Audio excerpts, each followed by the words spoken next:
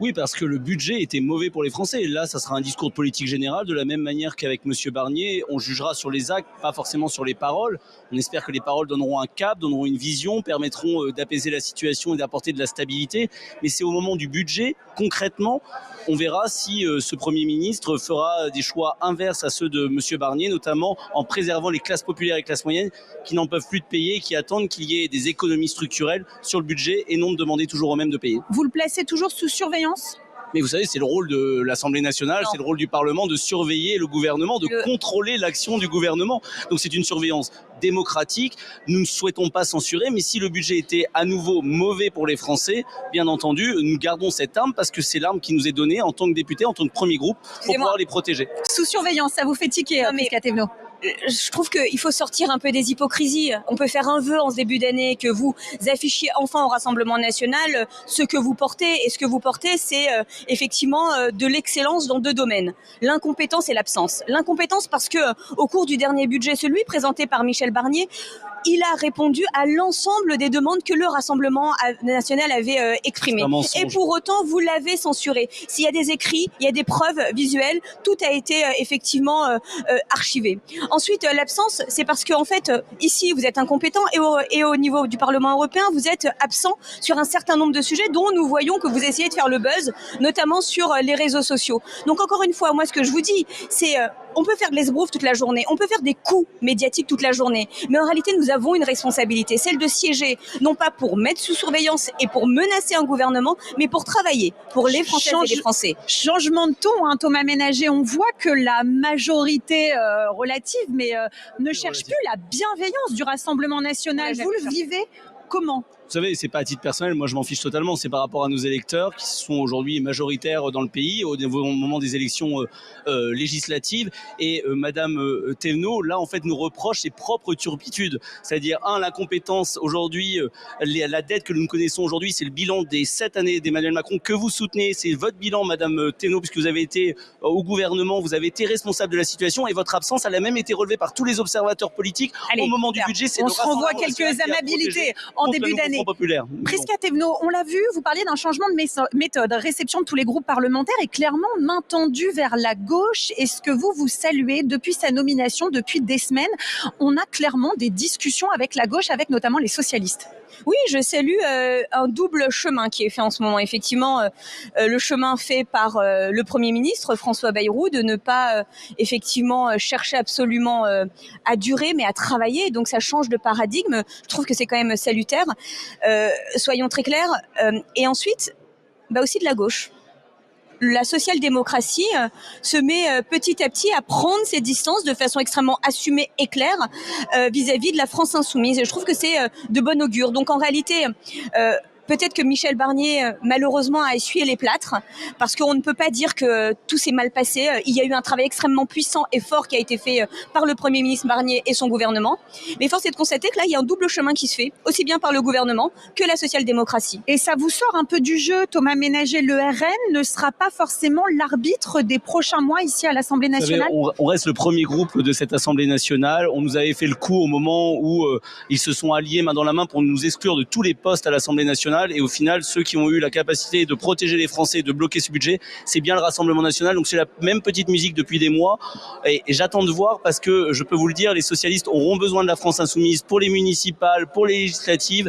Et aujourd'hui, je pense qu'ils ont fait croire aussi aux Français sur la question des retraites. Et dès aujourd'hui, on a bien vu que sur les retraites, l'espoir qui était donné aux Français qui n'en peuvent plus, qui ne pourront pas aller jusqu'à 64 ans, était douché puisque M. Bayrou a donné une fin de non-recevoir aux socialistes. Prisca Thévenot, vous le disiez pendant votre réunion de groupe avec autour de Gabriel Attal, il y avait le ministre de l'économie, Éric Lombard, la ministre des comptes publics et je crois même la ministre de la santé. Est-ce que vous en savez plus sur les derniers arbitrages? Est-ce qu'on vous a dévoilé quelques secrets de la déclaration de politique générale de François Bayrou? Non, je pense qu'on va tous découvrir en même temps, tous les parlementaires, le discours de politique générale du Premier ministre, aussi bien ici à l'Assemblée nationale qu'au Sénat avec Elisabeth Borne.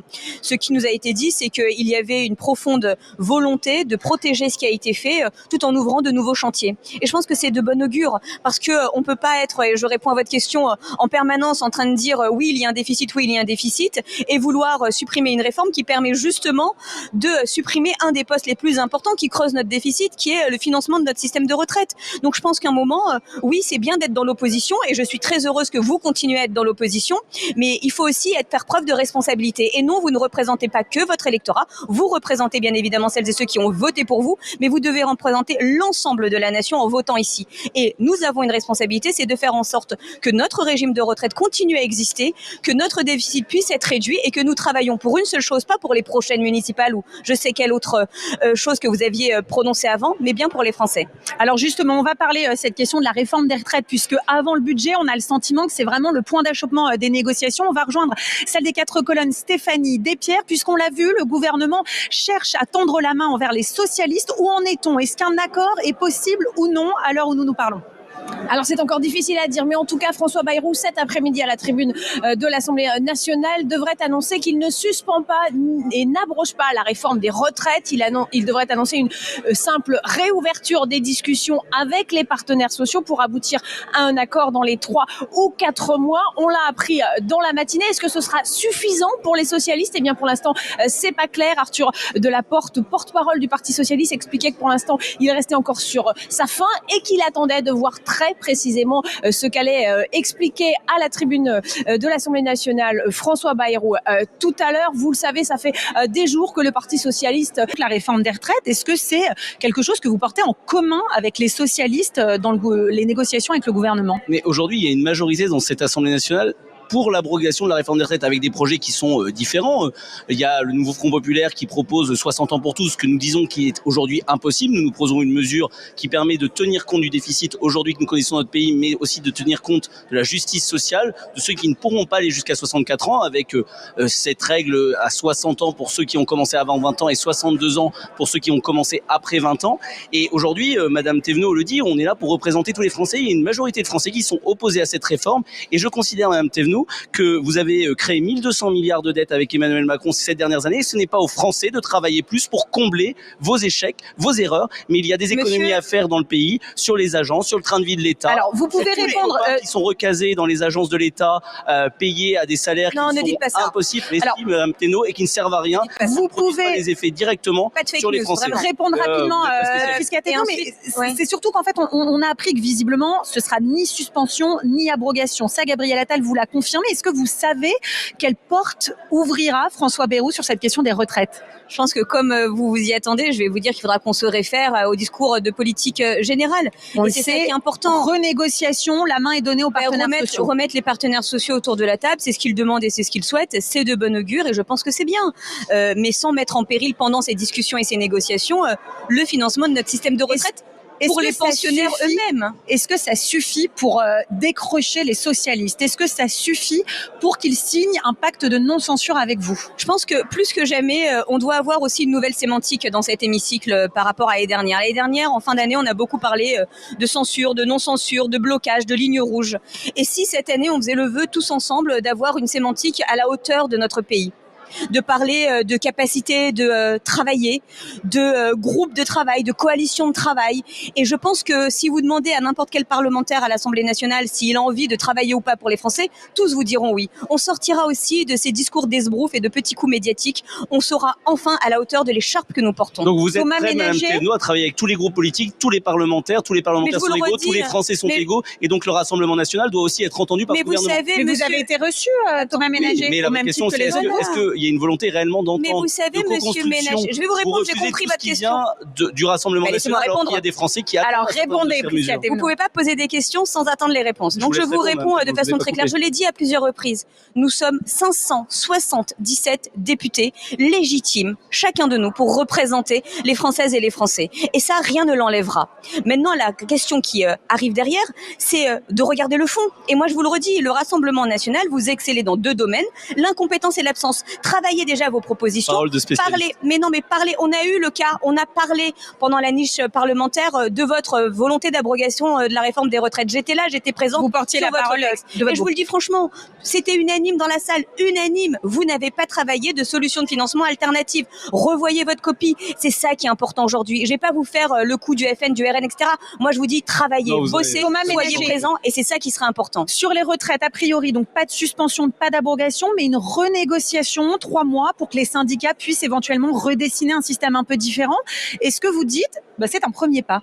Vous savez, tout ce qui va dans le sens de l'intérêt général et des Français, notamment des plus faibles, des plus fragiles, de ceux qui ont eu des carrières difficiles, des femmes, de ceux qui ont des métiers pénibles, bien entendu, on ne pourra qu'applaudir, participer, apporter notre pierre à l'édifice et après attendre, et ça sera la démocratie, l'arrivée, nous l'espérons, du Rassemblement national, Marine Le Pen au pouvoir, pour faire la réforme qui, je pense, est aujourd'hui attendue par les Français. Mais après, notre rôle de parlementaire, c'est de pas bloquer, même si c'est imparfait, c'est d'améliorer la situation et d'obtenir des victoires, même faibles, même fragiles pour les Français. C'est ça notre boulot. Prisca Thévenot, sur l'accord qui se dessine, il y aura aussi peut-être des choses sur l'hôpital. Pour les Outre-mer, les socialistes auraient négocié plusieurs mesures. Est-ce que vous pensez que ce sera complètement validé par votre groupe Ensemble pour la République, par la droite également, qui commençait à s'inquiéter un peu des mains tendues vers la gauche ? Écoutez, moi je pense que l'enjeu aujourd'hui, c'est pas de dire si on va satisfaire la droite, la gauche, le PS, les LR, mais bien encore une fois, les Françaises et les Français. Travailler pour du meilleur service public et notamment pour nos soignants et nos soignantes, oui. Nous avons porté le Grenelle effectivement pour les hôpitaux, nous voulons continuer sur ça.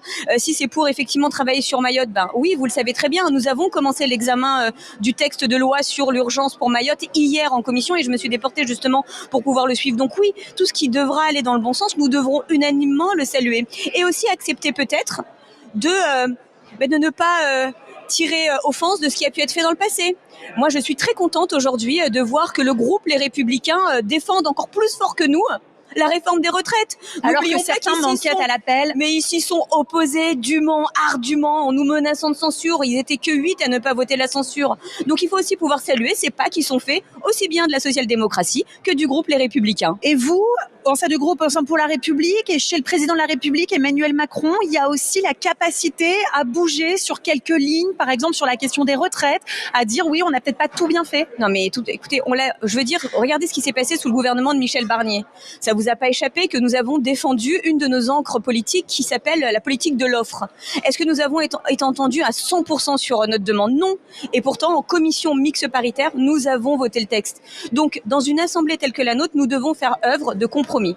Thomas Ménager, vous le disiez sur les discussions du budget, Prisca Thévenot le rappelait, certaines de vos revendications ont été satisfaites, d'autres l'ont été par la force des choses puisqu'il n'y avait pas de budget. Quels sont vos points de mesure là que vous voulez absolument, que vous mettez dans la balance pour voter une censure ou pas? Aujourd'hui, les lignes rouges, du moins la philosophie, parce que c'est pas des lignes rouges, parce qu'il n'y a pas de mesure aujourd'hui, il n'y a pas un budget qui est connu, elles sont les mêmes que celles que nous avions avec Monsieur Barnier. C'est pas d'augmentation d'impôts et de taxes sur les classes populaires, les classes moyennes, la France qui travaille ou la France qui a travaillé avec nos retraités. Là, a priori, sur les retraites, on revient, tous ont été indexés au 1er janvier. Tant mieux, grâce à la censure, il y a eu une indexation qui a préservé le pouvoir d'achat de nos retraités. Pas d'augmentation du coût du travail, parce qu'on est déjà un des pays de l'OCDE qui avons le coût du travail le plus important et il faut pas fragiliser la croissance, notre économie, parce que ça sera un déficit supplémentaire à venir. Et puis, bien entendu, des vraies économies structurelles sur le fonctionnement, pas sur l'investissement, en maintenant des investissements d'avenir, mais en faisant des vraies économies sur l'aide publique au développement avec un certain nombre de pays. On pense à la Chine, on pense à l'Algérie, où les relations font qu'aujourd'hui, je pense qu'il n'y a pas à envoyer d'argent à ces pays. Et puis après, sur le train de vie de l'État, les agences, les 1200 agences, sur lesquelles il faut faire des économies, plutôt que sur les collectivités territoriales, nos communes, nos départements, qui font un travail remarquable et qui, eux, ont des budgets à l'équilibre, contrairement à l'État depuis des décennies. Quand vous entendez, Prisca Thévenot, ce que dit Thomas Ménager, vous avez le sentiment que les demandes, les attentes du Rassemblement national sont globalement satisfaites? Vous voyez quelques mesures qui pourraient enflammer le débat comme l'année dernière? Quand j'entends déjà le Rassemblement national nous donner des leçons sur l'utilisation de l'argent public, pardon, Ça me fait un peu sourire, mais passons. Madame Thévenot, arrêtez votre mépris. Vous êtes responsable des 1200 médias. Vous êtes responsable. Vous pourrez me crier dessus, c'est pas grave. Je ne montrerai pas le ton, monsieur. Mais vous monsieur, je ne montrerai pas le ton et j'ai une voix plus basse que la vôtre, donc je vais continuer à parler avec le ton. Vous nous accusez de choses dont nous je ne vous accuse pas, c'est un débat. Nous n'étions pas au pouvoir. C'est un débat. Souffrez du débat politique dans un pays démocratique. Mais vous en faites pas. C'est important. La nuance est importante et tant qu'on sera encore là et que vous ne serez pas majoritaire, oui, le débat démocratique et argumenté continuera à exister. Et même quand vous serez minoritaire, vous aurez droit à la parole. On continue sur cette question. Dit-il en ayant le micro à la main. Alors, une fois dit cela, je pense qu'il ne faut pas se faire d'illusions. Je le redis et vous l'avez souligné dans votre question. Le gouvernement Barnier avait répondu à un certain nombre de vos attentes avec notamment, alors ça nous avait un peu étonné, effectivement, un communiqué de presse extrêmement explicite sur l'électricité. Donc vous n'êtes pas fiable sur les médicaments. Pardon. Mais vous n'êtes pas fiable. C'est pas simplement parce que vous ne savez pas, c'est que idéologiquement vous n'êtes pas fiable non plus. Du tout au tout, vous changez en permanence sur les enjeux européens, sur les enjeux de sécurité, sur les enjeux de stabilité. Donc je pense que le plus important vraiment pour le Rassemblement national, c'est de se mettre enfin et une bonne fois pour toutes à travailler. Alors, on ne va pas refaire le débat du budget de l'année dernière, mais vous avez censuré le gouvernement au mois de décembre.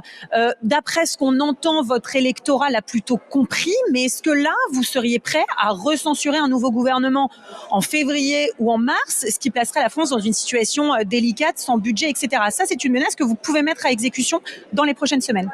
Mais de la même manière que la dernière fois, on ne le souhaite pas.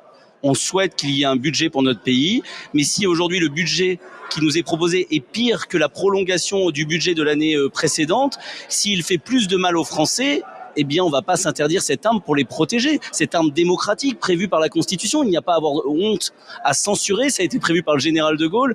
C'est une arme démocratique qui nous est offerte pour protéger les Français en bloquant un texte qui serait mauvais pour eux, notamment un budget.